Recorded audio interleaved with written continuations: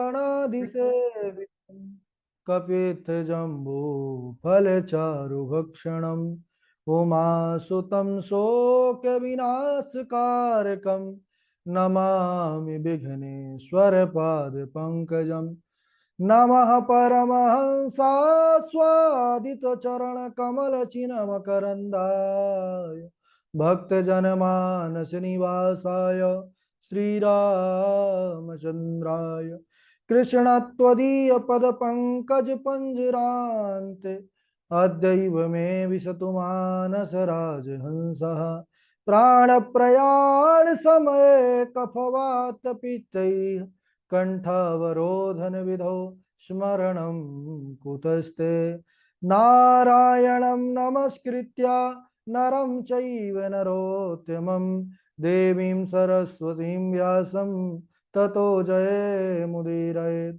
श्रीलक्ष्मीनाथ समारंभां नाथयामुनिमध्यमाम् अस्मदाचार्यपर्यन्तां वन्दे श्रीगुरुपरम्पराम् अंजनानंदनम वीरम जानकी शोकनाशनम कपीसमक्ष हंतारम वंदे लंका भयंकरम भक्ति भक्त भगवंत गुरु चतुर्नाम बपुएक इनके पद वंदन किए नासत विघ्न अनेक श्री श्यामाजू के पद कमल जब लग हृदय नवास श्याम भ्रमर आवत नहीं तब लगता के पास।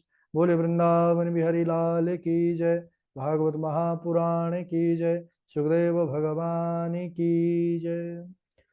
परम मंगलमय परात्पर अखिलेश्वर अचिंत कल्याण गुणगण निधान सर्वेश्वर सर्वाधिपति अकारण करुणा वरुणालय अकारण करुणा कारक सकल जन्य कल्यशापहारक परात्पर परब्रह्म सच्चिदानंद स्वरूप परम पिता परमात्मा श्री राधा गोविंद सरकार राधा रमण बाधा हरण शिवा के बिहारी लाल का यह वांग में शब्द में विग्रह श्रीमद् भागवत महापुराण कोटि कोटि नमन कोटि कोटि प्रणाम इस परम पावन पुराण ग्रंथ पारमहंसों की पावन संहिता को परमाराध्य नंद नंदन यशोदा नंदन वृजन रंजन देवकी नंदन श्याम सुंदर श्री कृष्ण के पाद पद्मों पर कोटचा नमन नतमस्तक वंदन एवं अभिनंदन।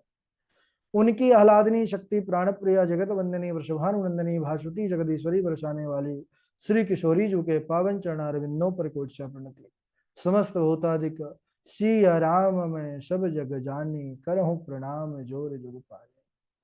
हम सबका यह परमो सौभाग्य कि भागवत साप्ताहिक कथा सीखने का सदसंकल्प विचार लेकर के एक स्थान पर एक साथ जुड़ करके यह पावन पुराण कथा की तैयारी कर रहे हैं। सज्जनों, बड़ी भारी महिमा गाई गई है इस पावन शास्त्र की। न गंगा ना गया काशी पुष्करम ना प्रयागकम सुख शास्त्र कथायाश्च फले न समता नयेत। हम सब कितने बड़भागी हैं। किशोरी जी की कृपा हम सब पर बड़ी असीम है कि ऐसे पावन शाश्वत पुराण के तरफ हमारी मति का जाना और उसके बाद ऐसे अवसर को प्राप्त करना। इसलिए हम सबका परम दायित्व कर्तव्य है सच्ची लगन निष्ठा और परिश्रम के साथ इस स्वर्णिम अवसर का पूर्ण रूप से लाभ लें।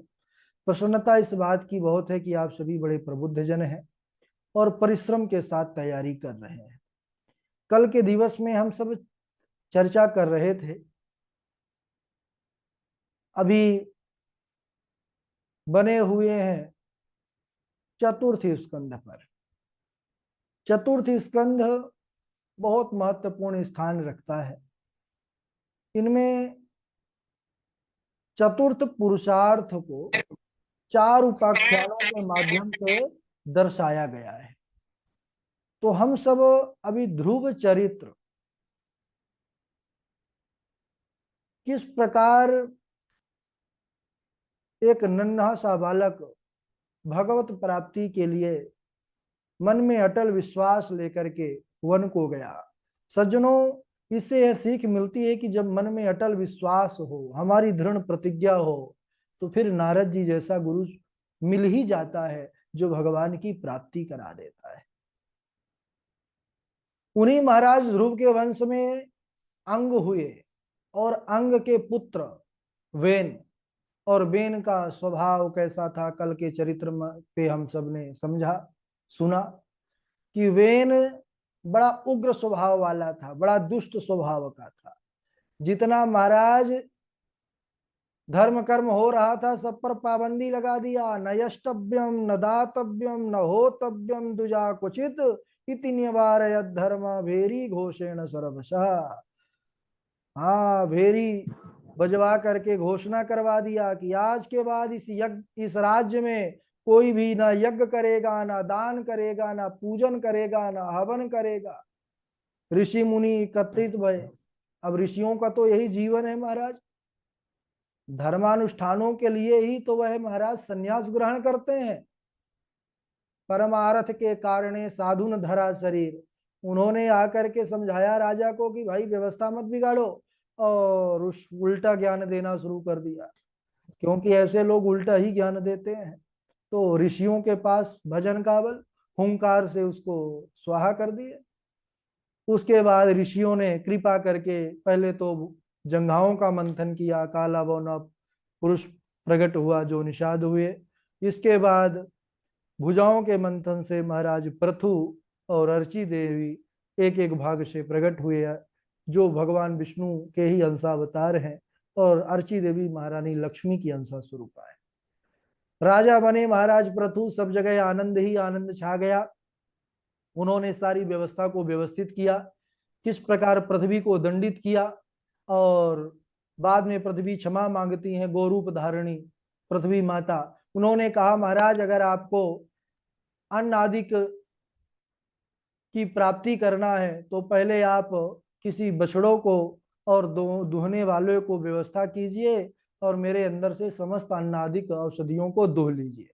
उन्होंने कहा ठीक है। स्वयंभू मनु को बछड़ा बनाया, स्वयं महाराज दुहने वाले बन गए, अपने हाथों को दोहन पात्र बना लिया। अपने धनुष में बाण चढ़ा चढ़ा करके बड़े बड़े ऊंचे ऊंचे जो टीले थे उनको फोड़ करके बराबर किया, जिससे वर्षाकालीन जल बना रहे और फिर खूब बढ़िया फसल हो, खेती हो, खुशहाली हो। अब सब जगह खुशहाली आ गई महाराज, सब जगह आनंद ही आनंद हो गया। तब उन्होंने कहा अब प्रजा सुखी हुई, अब यज्ञ आदि कर्म किया जाए। उस राजा को कोई कर्म करने का, शुभ कर्म करने का यह महाराज संकेत और वेदों ने आज्ञा नहीं दिया, जिसके राज में प्रजा दुखी हो, प्रजा रोए और राजा बड़े बड़े उत्सव करे, यह राजा के लिए ठीक नहीं है। अब महाराज जब प्रजा बढ़िया हो गई तो उन्होंने 100 अश्वमेघ यज्ञ करने का संकल्प लिया। कौन? ध्यान से सुनिएगा, महाराज पृथु। ब्रह्मावर्त क्षेत्र में उन्होंने ऐसे यज्ञों का आयोजन करना प्रारंभ किया सज्जनों, 1 से लेकर के 99 यज्ञों को महाराज ने निर्विघ्न संपन्न कर दिए। 1 से 99 हो गए, लेकिन 100वां यज्ञ में बाधा आने लगी। अच्छा, कारण क्या था? जो देवराज इंद्र का सिंहासन है, जो इंद्रासन की पदवी है, इसकी भी एक योग्यता है, पात्रता है। जो 100 अश्वमेघ यज्ञ कर लेगा वह इंद्रासन पर बैठने का अधिकारी बन जाएगा। तो इंद्र भगवान को भी अब महाराज अपनी कुर्सी को लेकर के बड़ी चिंता रहती है कि कोई इस कुर्सी को छीन ना ले। देखे महाराज 99 तो कर दिए, 100वां हुआ तो गई कुर्सी।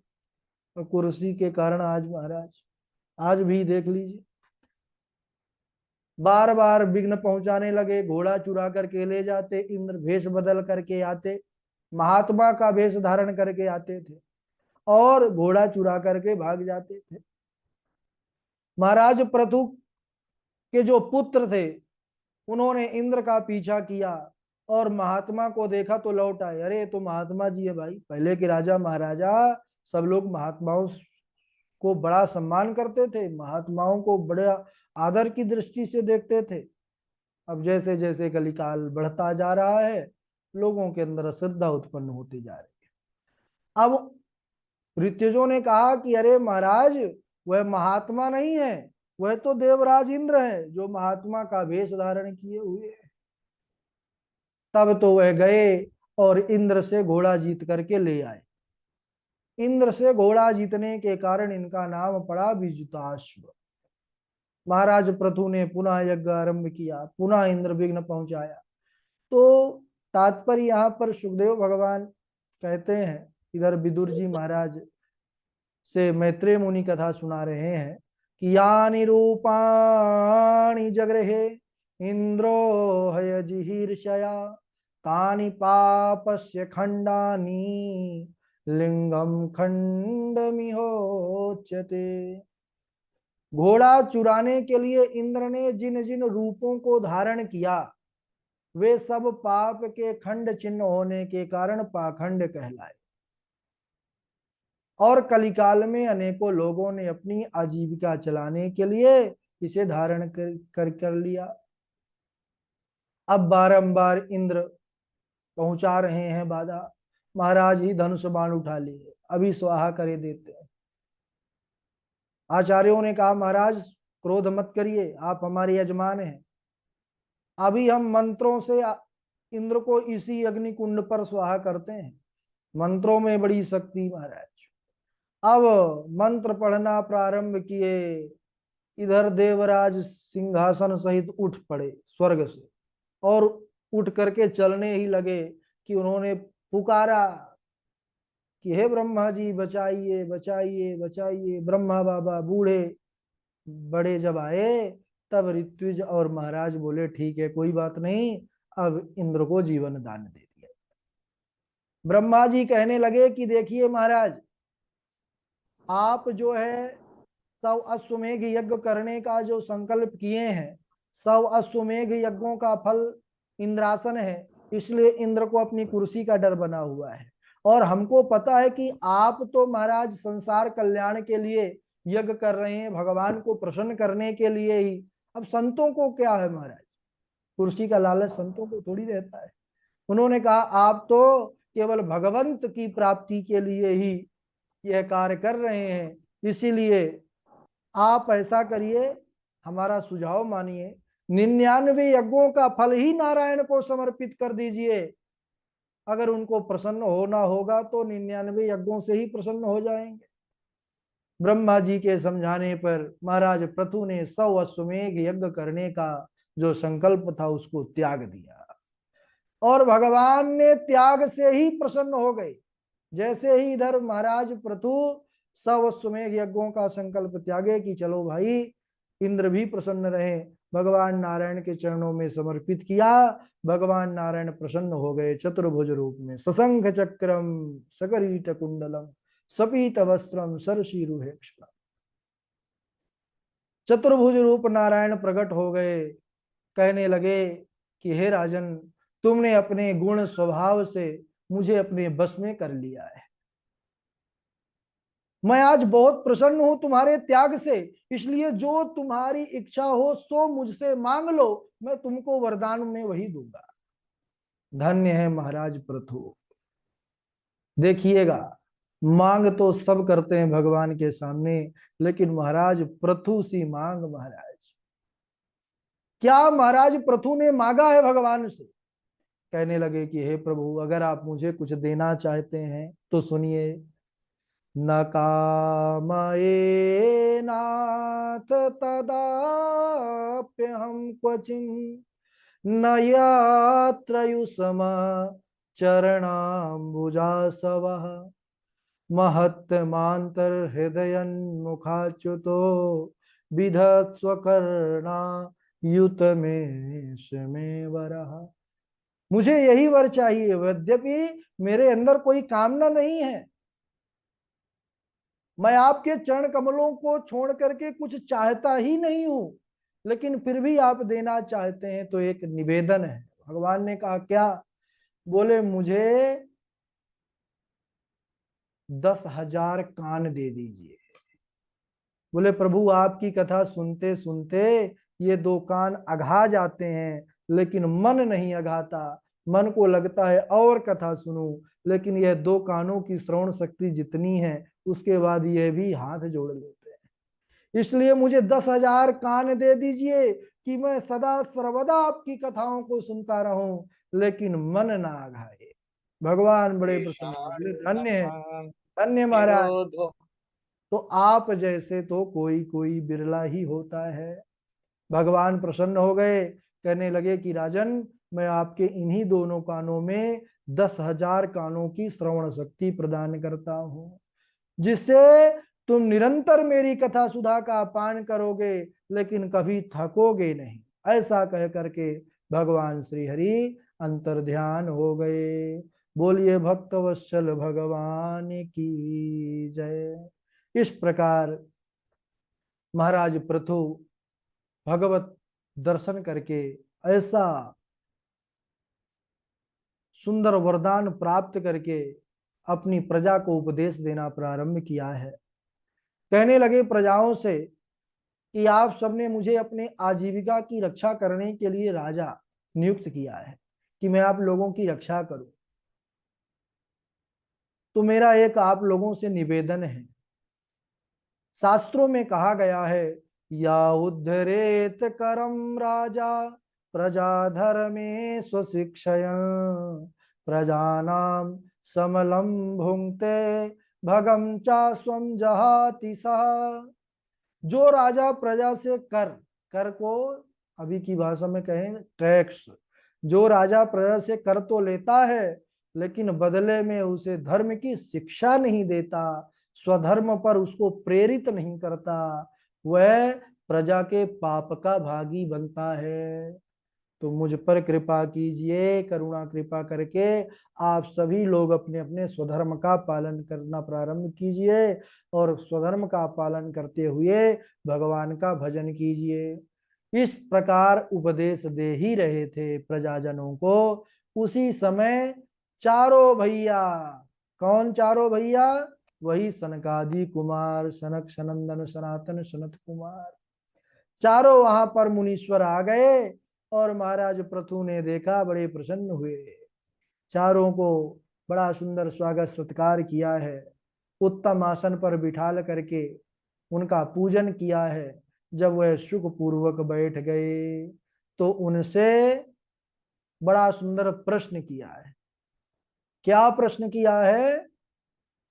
कि हे महाराज, मनुष्यों के, प्राणियों के कल्याण का सबसे सरल उपाय क्या है? सनकादि कुमार ऐसे प्रश्न को सुनकर के गदगद हो गए। क्यों? जब लोक मंगल का प्रश्न होता है, महात्माओं के पास जाते हैं, लेकिन महाराज अपना दुख दर्द ही उनसे कहते रहते हैं। ऐसा महाराज हो जाए, वैसा हो जाए, ये बला टल जाए, वो बला टल जाए, लेकिन कभी परमार्थ, कभी लोक कल्याण, ऐसा प्रश्न उनके सामने नहीं रखते। जबकि महात्माओं के पास जाइए तो ये भागवत से शिक्षा यही मिलती है, यही सूत्र धारण करना चाहिए जीवन में। महात्माओं के पास जाइए तो लोक मंगल का प्रश्न ही कीजिए, जिससे सबका मंगल हो। उन्होंने जब ऐसा प्रश्न कहा तो महाराज प्रसन्न हुए, और उनकी प्रशंसा करते हुए, प्रश्न की प्रशंसा करते हुए कहने लगे, क्या कहते हैं, उसको हम अगले दिवस श्रवण करेंगे। आज यहीं तक, क्योंकि श्लोक भी हो चुके, और अगले दिवस फिर हम आगे चरित्र पर बनेंगे। बड़ा सुंदर चरित्र है अभी। इसके बाद पुरंजनोपाख्यान, यह भी बड़ा उत्कृष्ट है, आध्यात्मिक दृष्टि से बड़ा महत्वपूर्ण स्थान रखता है। इस उपाख्यान को भी हम सब श्रवण करेंगे। आज यहीं तक। बोलिए वृंदावन बिहारी लाल की जय। चलिए बारी बारी से श्लोक सुनाएंगे, क्रमशः नाम लेंगे उसी क्रम से। सबसे पहले हमारे झाजी हैं, झाजी के बाद डॉक्टर साहब हैं, के एस वाजपेयी जी हैं, उन्नति जी हैं, पूर्वी हैं, वैष्णवी तिवारी जी हैं, मेघनाथ चक्रवर्ती जी हैं, रवि तिवारी जी हैं, बबीता जी हैं, हर्षिता जी हैं, उमंग शुक्ला हैं, आदित्य गौतम जी हैं, अमित तिवारी जी हैं, जय द्विवेदी जी हैं, हरिओम त्रिपाठी जी हैं, निशांत जी हैं, अतुल जी हैं, चेतना देवी जी हैं, गौरव तिवारी जी हैं, प्रभाकर आचार्य जी हैं। स्वागत है।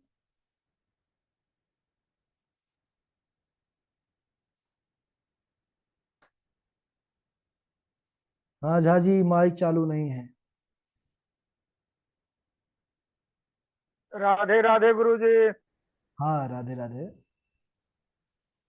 कदपत्यं वरं मन्ये तदपत्यात् शुचां पदात् निर्विद्येत गृहानमर्त्यो यत् क्लेश निवहा गृहा कदपत्यं वरं मन्ये तदपत्यात् शुचां पदात् कदपत्यात् शुचां पदात् निर्विद्येत गृहानमर्त्यो यत् क्लेश निवहा गृहा न यस्तव्यं न दातव्यं न होतव्यं दुजा न होतव्यं दुजा क्वचित् न न यस्तव्यं न दातव्यं न होतव्यं दुजा क्वचित् इति न्यवारयद धर्मं भेरिघोषेण सर्वस इति न्यवारयद धर्मं भेरिघोषेण सर्वस बालिशा बद बालिशा बतयूयम्बा अधर्मे धर्म मानिना ये वृत्ति दंपतिम हित्वा जारं पतिम उपासते बालिशा बतयूयम्बा अधर्मे धर्म मानिना ये वृत्ति दंपतिम हित्वा जारं पतिमुपासते वसुधे त्वां वदिष्यामि मत शासन पराङ्मुखे वसुधे त्वां वदिष्यामि मत शासन पराङ्मुखे भागं बर्हिषि या वृङ्क्ते भागं बर्हिषि या वृङ्क्ते न तनोति न तनोति चनो वसु न तनोति चनो वसु वसुधे त्वां वदिष्यामि मत शासन पराङ्मुखीं भागं बर्हिषि या वृङ्क्ते न तनोति चनो वसु। राधे राधे गुरु जी। चलिए डॉक्टर साहब सुनाएंगे, डॉक्टर साहब। राधे राधे राधे गुरु जी। हाँ राधे राधे। न यष्टव्यं न दातव्यं न होतव्यं द्वजा क्वचित् इति न्यवारयद धर्मे भेरुघोषेण सर्वसा न यष्टव्यं न दातव्यं न होतव्यं द्वजा क्वचित् इति न्यवारयद धर्मे भेरुघोषेण सर्वसा बालिशावति यूयं वा अधर्मे धर्म मानिना ये वृत्ति दंपति हित्वा जारं पतिमुपासते। राधे राधे गुरु जी। हाँ राधे राधे। राधे राधे गुरु जी। जी वाजपेयी जी। सदपत्यं वरं मन्ये सदपत्याच्छुजां पदात् निर्विदेत गृहेण मृत्यु यत् कलेशानि वहा ग्रहा न यष्टव्यं न दातव्यं न होतव्यं द्विजया क्वचित् इति नैवार धर्म भेरी घोषेण सर्वसा बालिशावत यूयं वा अधर्मे धर्म मानिना ये व्रतिदं पतिं हित्वा जारं पतिमुपासते वसुधे त्वां वदिष्यामि मच्छासनं पराङ्मुखीं भागं बर्हिषि यावते न तनोति चानो वसु। राधे राधे। हाँ राधे राधे। उन्नति जी। राधे राधे गुरु जी। राधे राधे। नाशते सर्ववेदेषु गागीयते नारदादिभिः वा वदन्ति त्रिषु लोकेषु तरन्ति भवसागरः। ठीक है पूर्वी, आप सुनाइए।